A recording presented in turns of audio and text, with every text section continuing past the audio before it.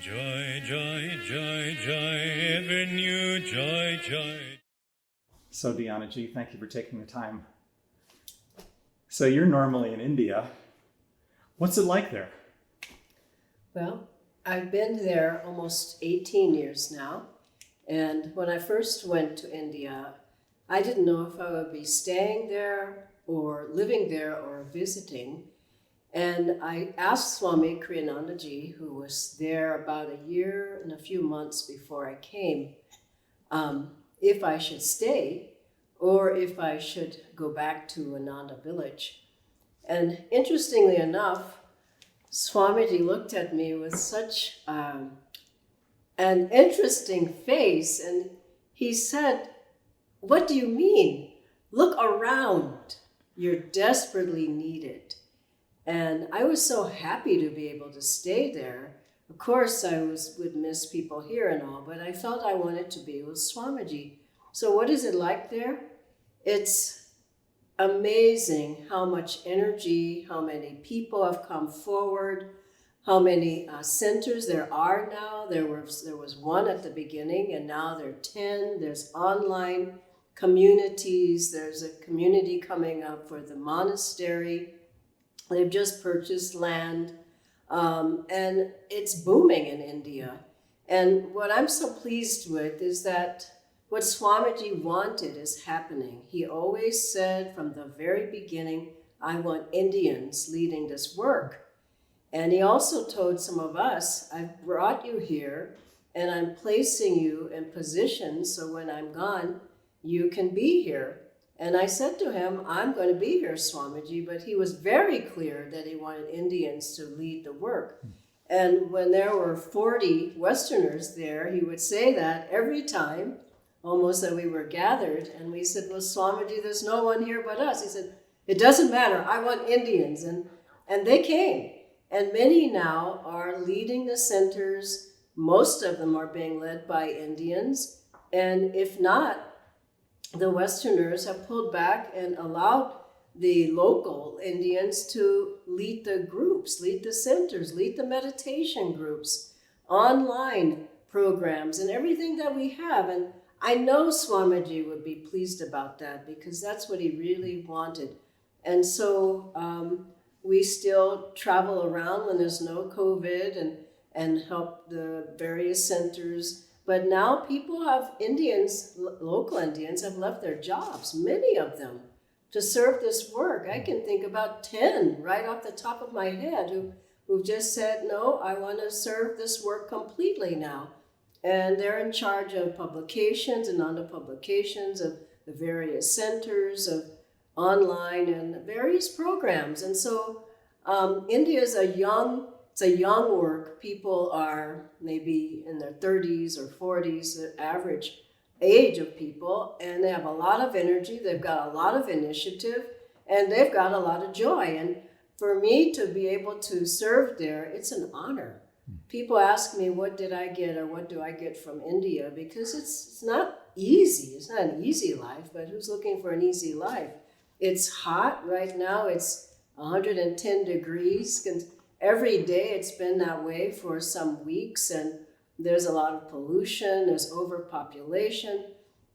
But I can say what I've gotten from India, which is the greatest blessing, really, one of the greatest blessings in my life, is depth, spiritual depth.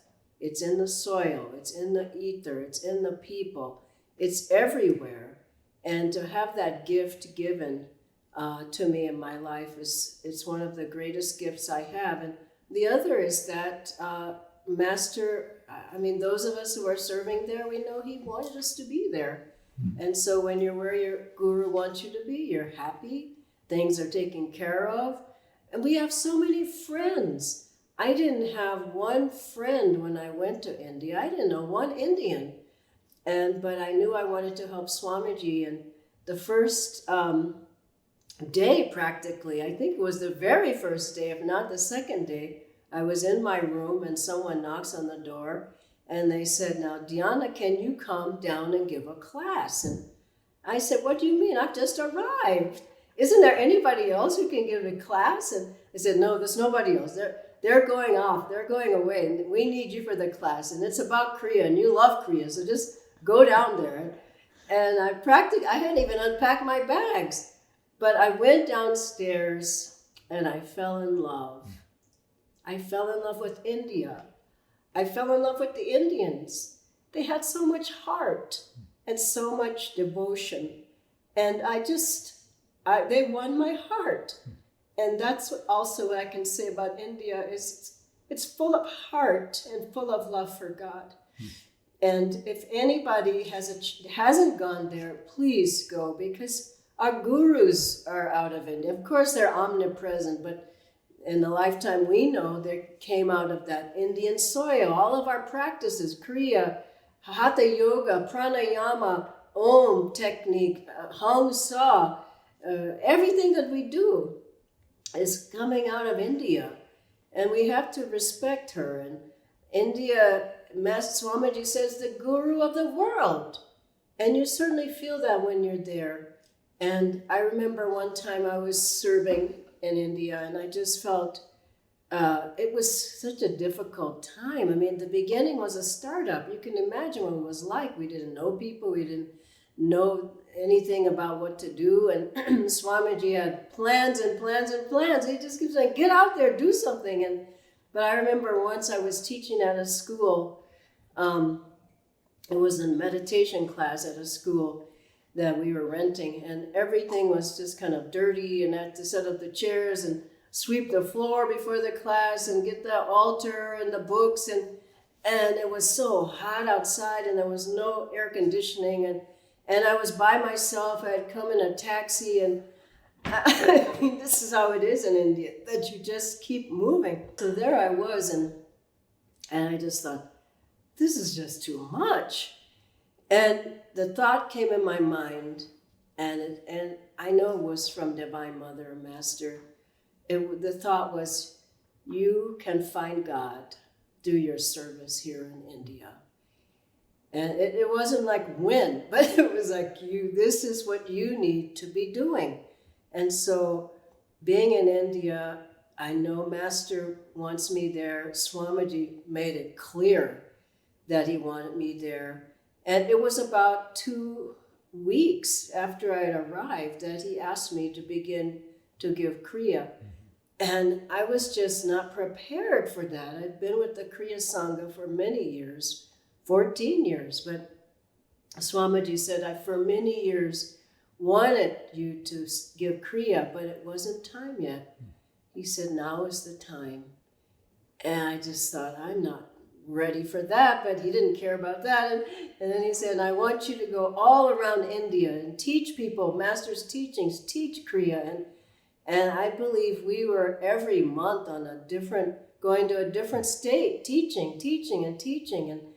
And it was so fulfilling to see hundreds and hundreds of people coming to the lectures, and they didn't know us, and they didn't know Ananda Sangha yet, but they knew Master. And I would say 90% of the people who came raised their hands, saying they'd read Autobiography of a Yogi. And so Master's book was there, his vibration was there, but the practicality wasn't. What do I do now? People kept saying, I don't know the teachings, I don't know the techniques, I don't know another person who even meditates using his practices. And so Ananda Sangha, Swamiji was really in tune. He brought us there at just the right time when people were open. And at the beginning, some of the people would tell us, well, my parents told me to wait till I'm old to start practicing yoga and meditation because I should be working my job now.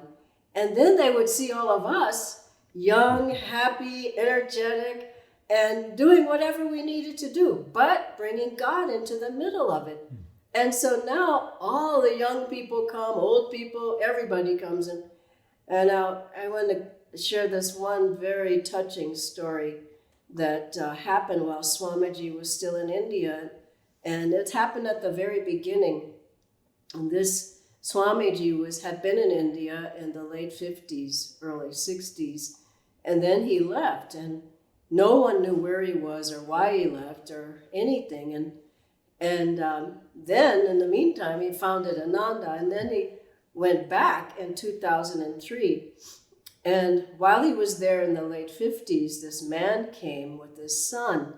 And the man, he asked for Kriya Diksha from Swamiji, Kriya initiation. And so Swamiji interviewed him and said, okay, you can take Kriya. Then his son said, well, what about me? And the son was 12. And Swamiji said, well, just wait a little bit. You can take it later. So then the man took Kriya and Swamiji left and didn't come back for many years. And I couldn't believe this happened. But right there at the center, at the ashram where we were having lunch one day. Swamiji was there at the table. And across from him was this man who said, do you remember who I am? And Swamiji just looked at him and he said, I was the little boy who was 12 years old when I asked you for Kriya. And you gave it to my father and you told me to wait. And Swamiji's face just lit up and the man said, I mean, this was like 47 years later or something. And the man said, I waited all these years to take Kriya from you. And I just loved Swamiji's response. He looked so deeply into his eyes, this man's eyes. He says, I waited too. And so that man took his Kriya, not specifically from Swamiji, but from the Sangha. And this is what happens in India. The guru-disciple relationship is so cherished and so respected. And these are the things that, there's a memory that we have about India. It's familiar, just like all the teachings and the chants and the pictures of our gurus. There's a familiarity there. And so when people come like that, you just feel the depth of what has happened in that situation, that relationship. So this is what I would say about how is it going in India. I mean, I could go on and on for hours, but I think you get the picture. You mentioned how important it was to Swami that the Indians take over the work there. Why do you think that was so important? Because he wanted local people, just like in Europe. Many of us went to help start the work in Europe, and then most of us left. And there were only a few who stayed because he wanted Europeans leading things there, and they would know better. And also, here's an interesting thing that happened, because I didn't really understand this so much myself, especially because nobody was there but us. But Swamiji was right, and he kept inviting people. Someone would come to a satsang, and he didn't hold back. He would say, why don't you join us? I've seen you at the satsangs. Why don't you help me with this project? You know how Swamiji always, I think he created projects to bring people into the fold, so to speak. And so, but what I noticed was that as soon as we had Indians who came often, more Indians came. And as soon as we placed someone in a position of leadership there at a center, then all the locals came, all of them. But when it was just us, people would say, oh, this is nice, and it seems like it's an American thing. And but they've been on the path 40 years. It's good for them, but what is it doing for us? And as soon as we would place, I saw this in Delhi, I saw it in Gurgaon. You have a person who's local, just like a magnet. Everybody would come. And they'd come to things, and they'd enjoy them, and they would talk to that person instead of coming to us, because it was like, I don't know, I don't want to tell my problems to them, or, I'm embarrassed or something like that. But they would talk to that local person. And now I'm just so happy that every center has people who are local there, who live in that area. And many of them have been with us since the beginning, 18, 20 years. And so they've earned it. It's not like you just find somebody off the street and put them in position, but they've been coming around, they've been meditating, they've been doing Kriya for a long time. And the wonderful thing is, it's like the story of the bicycle that Swamiji would often tell. It's like he would say that he got a bicycle for his birthday, and he taught everybody in the neighborhood how to ride. He put them on the bike, and he would hold on and run along with them until they were secure. And then they would go on their own. And that's what's happening in India. They're holding on, making sure that people aren't falling off or going in the wrong direction. But then at a certain point, don't go for it. And we're encouraging people. You know better. Make the decision. As long as things are in tune and they don't go way off, then, we're encouraging, applauding. Yes, do it. And I'll tell you one other thing. It was much harder when we were on our own because we didn't know the culture. We didn't know the country. We didn't know the customs. Now all I do is ask my Indian Guru Bhais, what would you do? What's the right thing here? Have I said the wrong thing? Is this a good story to use? Is it not a good story? There are many things we just don't know in the culture. So you can't just assume, and you make many mistakes as we did. But now people come because it's led by Indians. And it's, Westerners are respected in India. It's not like people don't want Westerners, but it's like a blend. What I love, it's the East and West. As Master said, East and West must meet and will meet. And, America and India will meet and will lead the world. And so we're doing our part in that. And it's a nice blend. It's a wonderful fit. There's never a feeling of looking down or we're better than you or you're better than us, or it's just a very joyful blend. And why is that? Because I think we've been together many lifetimes before. I mean, I know I lived in India. It's just so familiar, and the people I met people. I go, I know that person, and many of the Ananda people from here in the West go there, and they have the deep relationships with people. I know that person. People come from India, they go to America. Oh yes, I remember you, and it's a soul contact. And so where we live in this lifetime, what difference does it make? We're all trying to find God wherever He's placed us. And what a joy it is to be able to just feel the vibrations of East and West coming together that way. But really, I've met some very, very, very fine people, very deep, very bright, with a lot of heart. That combination is unbeatable. Head and heart balanced like that. I can name many names.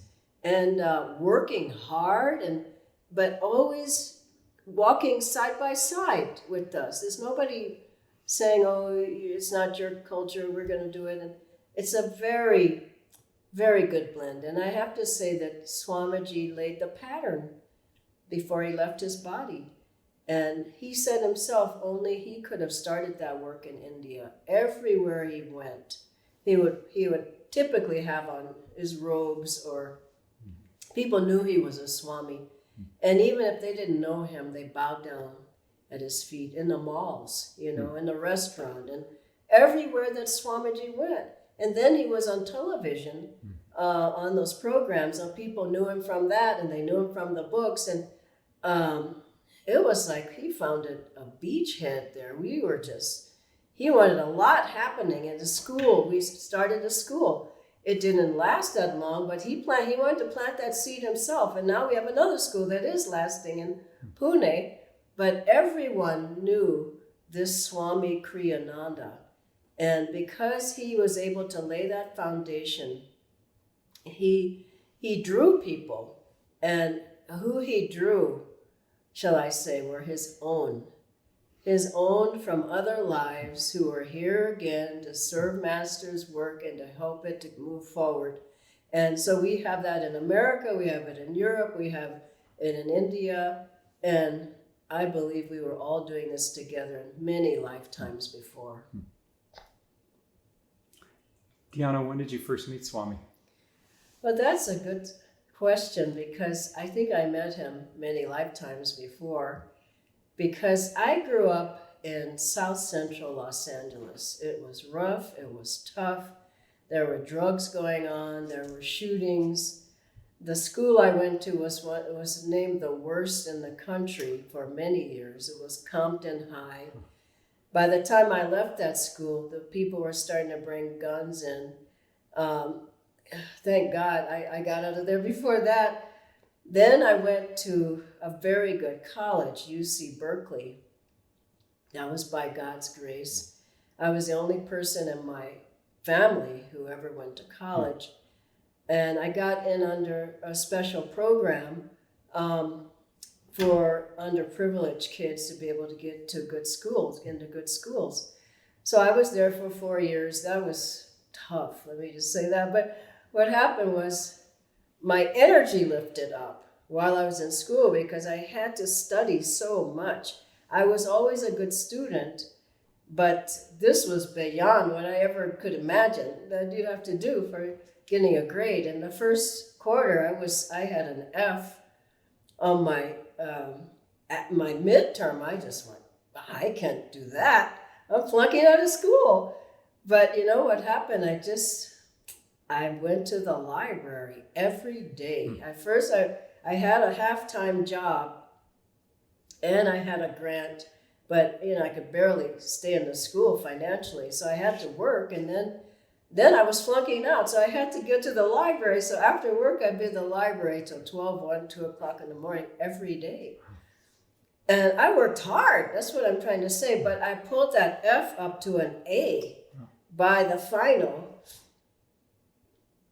And then I got a C in that terrible class, physical anthropology. I had to have a science, but I had to have that science class, but I still can't tell you what it was about.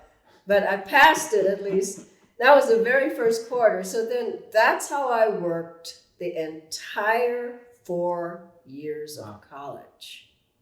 By the time I got out of college, my ears were just steaming. My whole brain was steaming. All the other kids, the smart kids, they were going off skiing, and doing all. I never did any of that. And my mother said, "Are you coming for Thanksgiving?" I can't come. I'm flunking out of school. So I worked that hard for 4 years, and so my energy was really higher, and my brain was like alive completely. And I had focus, I had concentration. I was determined. And all through college, I kept saying, I can learn. And so I was able to learn. And then after that year, I said, I am never going to study like that again. And then I met Swamiji. I've been studying ever since. I mean, that was like I graduated in 1976, and since then I've been studying almost every day for some class or something. And so I think I was so ready by then. I had to have that transition. So I had to lift myself up because I came out from I never felt I was from that community that I was in. But now I look back and I think that was such good training because I could go anywhere. I had strength with me and I was determined and I had will. So I could go to India and I just felt like, yeah, this is fine for me. Other people would have wilted. But so after 1 year, I was working with social services. I was working with the Big Sister, Big Brother program. Then I had another job. I was successful. Let's put it that way. It wasn't like I went to the path because I was a failure. I went to the path with energy. And what happened was I had everything that you could want to have. Everything people said, if you have these things, you'll be happy. I had a good job. I had good house and car and friends and money and health and everything. And I was 21 years old, and I just thought, hey, this is nothing. This is my life. I'm supposed to be happy with this the rest of my life. And that was my soul calling out. And so I remember one night I cried and prayed all night long. And I just said, if there's a God, I want to know you. I just want to get out of this pain. I just felt the pain of being in a life that wasn't my life. this wasn't my life, and I knew it. But what was my life? I didn't know. But I just knew there was something more. So then a miracle happened the very next day. I felt it was my first prayer that really was answered. The very next day, I went to a store to buy something for the kids. The kids, meaning the social services kids? Yeah, those kids I was working with, and I saw this little pamphlet at the checkout stand that said meditation. And as I said, nobody where I live was meditating. And yoga and India and gurus, and it was get the food on the table. And so when I saw this book, and something in me just said, just get it, buy it. And so I bought it, and I was at my lunch break. I sat out in a park, and I was reading this little pamphlet, and it was on TM, Transcendental Meditation. And so my heart and soul were just like pulsating because it was a memory from before. And I just thought, I got to do something about this. And so what happened? I looked down from where I was. I was out in a park on a bench. And not far from me, a little distance, I looked down, and there was somebody sitting like this on another bench. I was shocked. I got up, I ran over. It was a man, and he was sitting, and I said, hey, what are you doing now? In today's world, you probably wouldn't do that, but I said, what are you doing? And I'll never forget, he opened his eyes, he says, well, I was meditating. And I said, I'm just reading about this meditation. I just got to learn this meditation. It turns out he was a TM teacher. He and his elderly mother, and they taught at their house. Within 1 week, I went with my fruits and flowers, and I learned TM. And this was a black man at that. I just couldn't believe it. Now, what book did they give me? Autobiography of a Yogi. What a blessing. Can you believe that story? So I have Master's book, and I'm looking at his picture, and I'm just knowing, I love this man. I don't even know who he is. I read the book. Most of it went way over my head. This probably happened for you, and I just thought, I don't know what this means, but I love this man. And so then I lived in Los Angeles, so I started going to his churches and shrines, not to the services at first, but just to absorb the vibrations. I would go to the lake shrine every week. I'd often go to Encinitas. I would go to Hollywood Church. I'd go up to the crypt. I just, Mount Washington. I just go and just absorb the vibrations. And then I started going to the satsangs down at the lake shrine. And it wasn't long before someone came up to me and said, do you know about Ananda? And I went, no. And they said, there's a very fine yogi, Swami Kriyananda. And he lives at Ananda. And he teaches you, he trains you and masters life, not just the techniques. And he teaches Kriya, and there's people who live there full time, and they practice these teachings. I just couldn't believe that a place like that existed.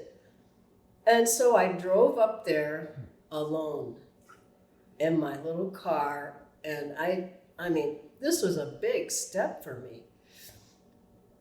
And I go up, and there was some big weekend, and because I still have my job, and I wasn't going to live, I was just going to see Ananda. So I went up and was in Swamiji's dome at his house upstairs there. And I didn't know anybody, so I was very shy and kind of withdrawn. But I liked him, but nobody looked familiar. It was like a very interesting hippie kind of look, a group of people. And I was very straight, I was very, straight out of the city, almost with high heels on. It just, I was just like, I don't think this is for me. But Swamiji reached out to me. He was sitting just not that far away, but there were people mingling and talking to him. And he saw me. And I think, well, I may have been the only African-American person there at the time, at least for this weekend. And he reached out to me. He said, "What is your name?" And so I came closer and I told him, and you won't believe what he said. He said, "This is your home. You should think about living here." And I thought, he doesn't know who I am. I said, I bet he says that to everybody. So I didn't want to be disrespectful, so I didn't really say anything, but I wasn't planning to live there at all. And so I left, and I told some people that I had met on the weekend, I said, he said that to me, and I bet they said, he doesn't say that to everybody. Why don't you listen? And I was very stubborn and, rebellious like most of the Ananda people. And I just, I went home and I couldn't get his words out of my mind. And I think Master spoke to me through Swamiji. And so that's how I met him. And I went back and I tried to live my old life, and it didn't work really. So then I came back as an apprentice. That's what happened. And I lived at the meditation retreat, and Prakash was my mentor, and he was very austere. And, you had to meditate, you had to, And I was disciplined, but he was austere. And so then I was at the meditation retreat, and all I did there was seemingly be in the kitchen with the dishes. There was mountains of dishes. And I'm just thinking, why am I doing dishes? I should be doing something else. And I was just washing the dishes, and they didn't often let me cook anything. I really couldn't cook, to tell you the truth. But at a certain point, I just got tired of that. And in the night, I just left. I did tell Prakash, but I didn't tell anybody else. And I just said, it's not the life for me. So I went back to LA. I think I was in LA then. And I just, I might have been in Palo Alto by then. And I was in Palo Alto. I just kept trying to get my old life back. Where are the friends and the things I used to do? And it was gone. It was so far gone. But I stayed away because of my stubbornness, 3 whole years. And I just got hammered. Anything that could go wrong, went wrong. This master shut that door, and he shut that door, you want that, I'm gonna shut that door for you, and I'm gonna shut that door. And I'm so grateful, because had he not shut those doors, I would have gone this way, that way, every possible way, but he just lassoed me. And at a certain point, I could hear him saying, not audibly, but in my heart, just go back to Ananda. You don't have to live there, just go back. And I did. I went for a weekend, and I thought no one would remember me. I didn't want anybody to remember me, because I was just in and out, remember? I wasn't going to stay, and everybody remembered me. Isn't your name Dhyana? You were here before, weren't you? Weren't you here 3 years ago? What are you doing now? And I just told them all these things. Oh, I have this business going, I have that business, and I'm doing this. And there was all these things that had no meaning at all. And people said, what is it you're doing? And that really it really touched me. I just thought, and not just touched it, woke me up. And then they said, I was in Palo Alto, they said, we just bought East West Bookshop. Why don't you go there? There's some Ananda people there, and they have a little house where they all live together, and go there, and you like the bookshop, and you probably like the people. And I went the next day. I remember I cried all the way back home. I wasted 3 years. What did I do with my life? And I got back, I met those nice people. And then I started, every day I would go to the ashram, because they invited me, and we would go play tennis, a lot of us did. And then I'd go for dinner. Then I'd go meditate with them all at the house, and then we'd have dinner at the house. And that went on night after night after night. And then they said, well, Dhyana, why don't you move in? Because you're here every day. And I said, no. I don't know what it was. I didn't want to let go of my independence, you see. I have my own place, I have my own thing going, and I didn't have anything going. And so what happened was they kept asking me, this went on for forever, and finally, Master took charge of it, and he had someone break into my car. And so my car, my brand new, beautiful car, the tape dash, they used to call it, was taken 2 times. And after that, I said, okay, I'm moving in to the ashram. And so then I lived in the very first little Palo Alto house, a 3-bedroom, 5-bedroom, 7, however, I lived in the very first 3 Palo Alto houses. And that's really where my spiritual life began. So did you transition to moving up to Ananda Village at a certain point? Yeah, well, what happened was this. I got so drained with my job that I just thought, I want to give my whole life to Master. I mean, I just felt this is, here again, this isn't my life. And so I was working in the Palo Alto area.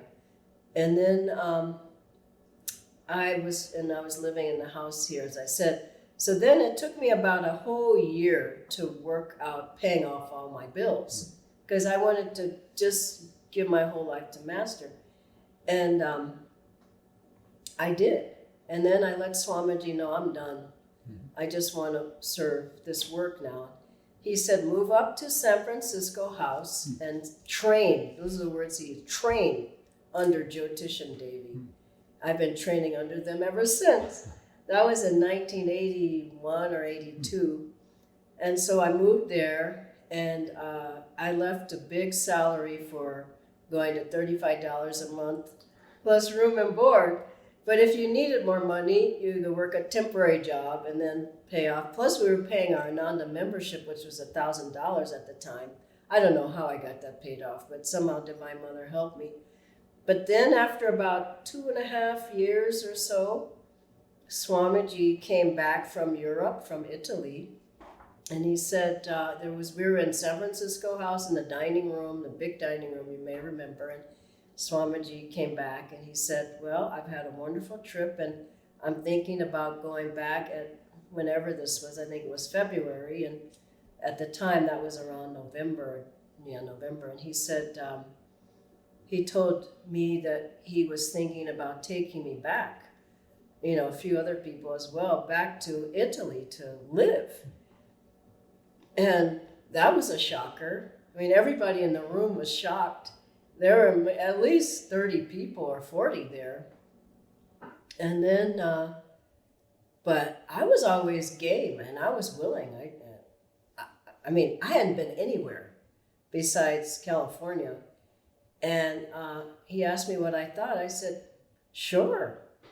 And some people asked Swamiji later, they said, how do you think the Italians are going to respond having Black people come over for Ananda? And he said, I think it'll be just a wonderful novelty.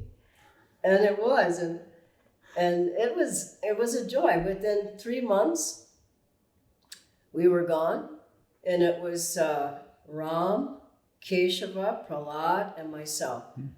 And Swamiji said, it will either we'll get a work going here, or you'll have a wonderful vacation. So I'll tell you, it was not a vacation. And we did get a work going, that's still going to this day. That was in 1982. We went, and I spent 7 years there, helping to launch. I've always sort of been the group helping to get things started. That was tough, but I won't go into that right now. But I can say I was about 28 years old then. And by the time I came back, I had grown significantly. So we put it that way, on all levels. And when I came back to America, on the way back, Swamiji, he called and he said, go to Africa before coming back. And that was about all he said. Pretty much he hung up. And he didn't say where, who, how, when. He just said, go to Africa. And so we had to figure it all out. But what a great trip that was. And I didn't ever feel I had any desire to go to Africa. And it wasn't like I felt in tune with Africa at all. I mean, the land was, I did feel a nice vibration there, but with the people, I didn't feel any connect. But we were there 2.5 months in Nigeria, Zimbabwe, and South Africa. And interestingly, now there are people from South Africa coming through India, on our home study. And who knows, that's starting to open up. So those were seeds that were planted. So anyway, after that, I came back and I lived at Ananda Village for 14 years. And now I've lived in India longer than I lived at Ananda Village. So I think at this point, I'll probably be in India for quite a while. Mm-hmm. You've learned Hindi? Yes, I can say, मैं हिंदी बोलती हूँ, मेरा नाम ध्याना है, मैं दिल्ली में रहती हूँ.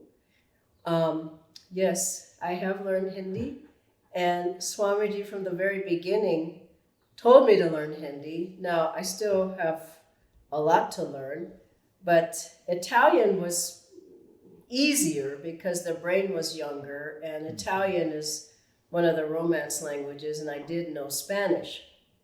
I studied Spanish, but Hindi was like way from another part altogether. But I can say that I whenever Swamiji would chant in Bengali or Hindi, I always felt like, well, my heart was just opening up. But otherwise, I never felt a familiarity with the language. It must be in there somewhere. That's what I keep affirming. It's there, it's there. But yes, now I can teach Kriya in Hindi, which is a miracle. I tell you, that was difficult. But from the very beginning, Swamiji said, Dhyana, learn Hindi. And I didn't want to disappoint him. So I started right away, but it was a long time before. I had about 12 teachers. I mean, many teachers. Everybody I could grab, please come in my room and talk with me in Hindi. And they were all good teachers, but I don't know. I had to be pushed. So finally I was pushed in the Kriya Sangha, because Brahmachari Vinit kept saying, we need someone to give the Kriya in Hindi, and there's nobody else. Aditya can do it, but we really want you. And I knew it was Divine Mother pushing me, and Master and Swamiji. And I mean, I couldn't back out of it anymore. And so I took, for the whole year, I took parts, the first part of Kriya, the second part of Kriya, the chant and the prayer I took before that, and then the fire ceremony, and then, and then the Mahamudra, different parts, and then all the different parts of the ceremony. I took one at a time, and I kept adding them. By the end of the year, my goal was to give Kriya in Hindi. And lo and behold, there was a break in COVID, and we had a Hindi Kriya, 2 of them, back to back in person. I never thought I'd be teaching it in person. I thought I could look at my notes in front of me, but this was a live audience. But I'm telling you, as soon as I saw the people, the Hindi just flowed. They were so happy to be there. And there were like 10 one day, 10 on the other day. And I wanted it back to back so I could just get better the next day. So I've done 4 of those now. And every time it gets better. And what can I say? It really is the grace of God and gurus. But hard work is behind it, trying to get the phrases. And, I've had some very good teachers up now at the end. But really, you just have to apply yourself. You need the time to practice and study.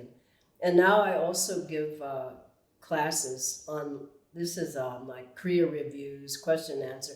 But there's always somebody there who speaks really well, who can help me. But the students, they're so happy, that one of the directors speaks Hindi is like huge, and that they're American. And I mean, they just see the effort Mm-hmm. and they just applaud it. They're just so happy. And that's what makes me happy. I know it's a huge help for the Sangha. And so why wouldn't I apply myself? It would only be out of laziness. I don't want to do it. Yeah. But I have capabilities of learning languages and applying it to this. I think it's one of the big reasons I'm in India. And I think it's one of the things that Master is most pleased about. Dhyanaji, what do you think Swami is pleased about from your life with him? Well, I think that's a good question. I would say that willingness, no matter how I felt about something, if I could do it or if I couldn't do it. And I remember once he asked me if I could run a restaurant. I said, yeah. Now, had I ever run a restaurant? Never. And this was our cafe in San Francisco. And I must have been 24, 25 years old. And it wasn't going very well. And by the time I got there, it went worse. But I did go there and help it to get worse. No, I helped it to stay afloat a little while longer. But I was always willing. You know, he said, go, like going to Italy. I said, yeah, why not? Go to India. Okay, yeah. Go to Australia. Yeah. Go to Africa. Okay, yeah. I just never was afraid. Or I didn't hold back because of I'm not qualified or there must be somebody better. Like he said in India, look around. I mean, like there's nobody else. And because there was nobody else to step out there, I was always willing. And it wasn't that it was always great, but I knew I wanted to stand with Swamiji. And whatever he was doing, if he needed my help, I was going to be there. And I think maybe that's the biggest thing, that he knew he didn't have to ask me, that I was going to be there no matter what. And when he said to us about India and placing people in positions who will be here when I'm gone, I said right away, I'm not going anywhere. I'm going to be here. He knew he could rely on me. And that to me is the greatest blessing, because he gave me that. You know, he gave me that ability. And so I think that's what would be the thing that maybe he would be most pleased about. How do you mean he gave you that ability? That he trained me. I mean, everything I have is from Master and Swamiji. And so the ability to say yes to life, you know, to be able to put out the energy, greater the will, greater the flow of energy, to draw inspiration, to be magnetic, all of these things, they came from me listening to and following Swamiji's example and his teachings, and you know, being unafraid. I mean, I remember at the very beginning, I was scared to death. I didn't want to teach, and all these things were I just was so happy just to be quiet in the back. And he didn't see that as how I would grow. It wasn't a thing about ego or, you know, I wasn't going to grow if I sat in the back row. And I loved to share. He knew that, and he saw my heart was just, I loved people, helping people. Even if I didn't know, you know, all the ins and outs and the teachings, I loved people and, you know, helping people. And I think Swamiji, he knew I would grow the most if I could get out there. So it was like a bird in a nest. He keeps pushing me out of the nest, like, get out there. And when I least thought I could do anything, he just didn't care. You know, when I was going through big struggles of my own, he didn't care. It was like, get out there. This is your dharma. And some of my hardest struggles, he would just, you know, I'd be looking at him like, help. And he gave me the help I needed. He didn't give me the help I wanted.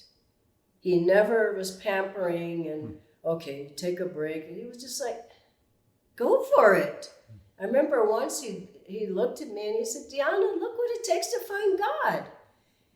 And I just looked at him like, I can't do that. And then he added, look what I've had to go through. And I just wanted to just throw in the towel at that point. And then he just said, you can do it.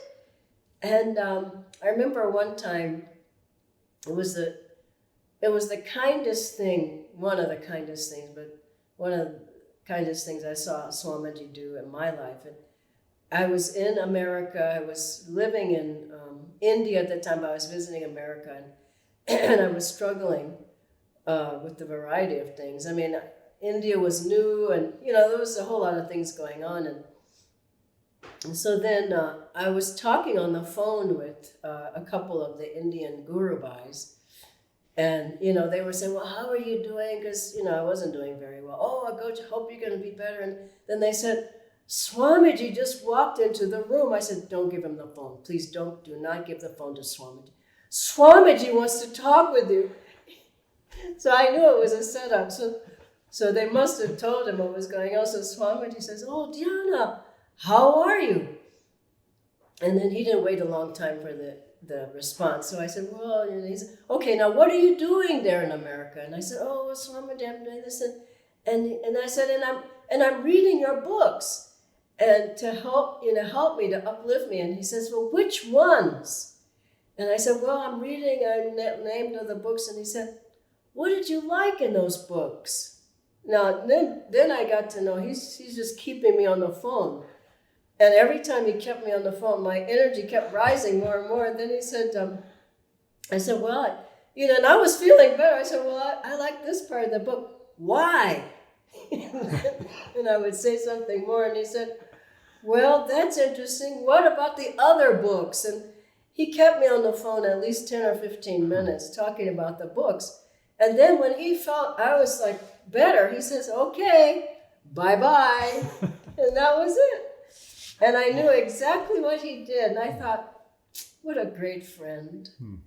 Anybody would have said, others would have not taken that time and patience, And so, but he didn't let me cry on the phone. He just kept lifting me up. And that was I'll never forget it. That was, what a beautiful part of my life that was, a lesson in my life. Dhyana, what do you see for the future? I think Ananda is just going to keep just bursting forth. I mean, there's so many great souls, and the seeds were planted by Master, and then Swamiji watered them, and then he told us to keep watering them, and we have an army of people that just is so happy and joyfully serving Master, and that joy creates energy and magnetism, and more people come, and they have energy and magnetism, and I think Ananda is one of the best things that's happening on this planet. And I think in hard times, in my heart, all I can think of is, how can we help people? How can we serve people in hard times? And I think Ananda's here for those hard times. When COVID hit, we were right up there. We were giving classes all the time, praying for people, astral ascension ceremony, doing healing prayers, yoga classes, meditation. We just bursted out, Ananda worldwide. And so I think Ananda is here to help people. Yes, to meditate, but also to help them in the painful times that are ahead. If they meditate, if they don't meditate, we can pray for them. We can give them assistance, financial assistance even.